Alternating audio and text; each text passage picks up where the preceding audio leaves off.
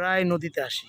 নদীতে এসে এখানে মাঝে মধ্যে দেখতে পাই বড়শি দিয়ে এরা মাছ মারে, ভালো ধরতেছে।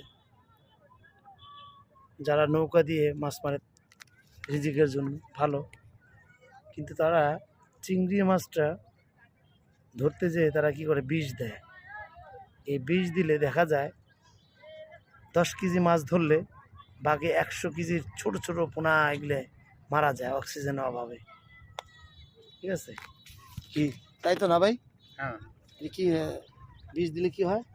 বিষ দিলে দেখা গেলো ওটা যদি 10 কেজি মারে, আরো 100 কেজি 80 কেজির মতো রেণু নষ্ট হয়ে যায়, পচে যায়, ওগুলো আর তাজা থাকে না।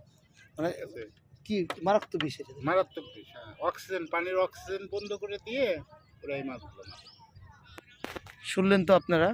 তাহলে আমরা এই পোস্টটা দেখে আমরা সবাই যদি সচেতন হই, আমাদের এই চিংড়িটা তো আসলে আমাদের ইলিশ মাছটা যেমন জাতীয় মাছ, এই চিংড়ি মাছটা আমাদের খুব সুস্বাদু একটা মাছ।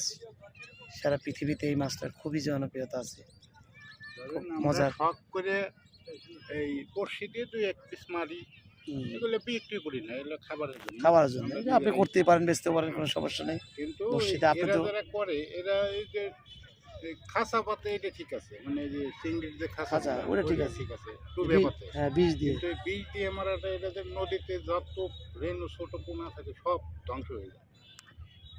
ধীরে ধীরে আমাদের এইভাবে দেখা যাচ্ছে ছোট ছোট মাছগুলো মারা যাচ্ছে আমাদের নদীতে। এখন আগের মতো সেই মাছ পাওয়া যায় না। আমরা আগে দেখছি এক সময় খাল বিলে প্রচুর পরিমাণ মাছ দেখছি।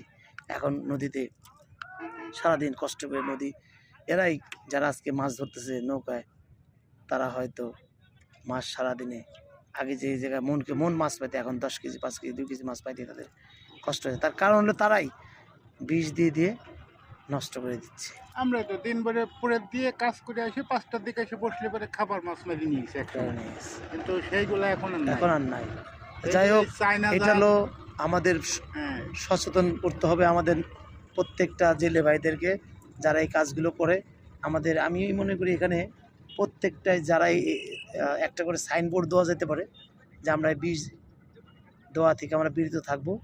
ওই যে এটা প্রত্যেকটা বাঁশের সাথে চায়না জাল পাতা। হ্যাঁ, চায়না জালেও কিন্তু গুড়ে মাছ একেবারে ছোট ছোট রেণু পর্যন্ত নষ্ট হয়ে যায়।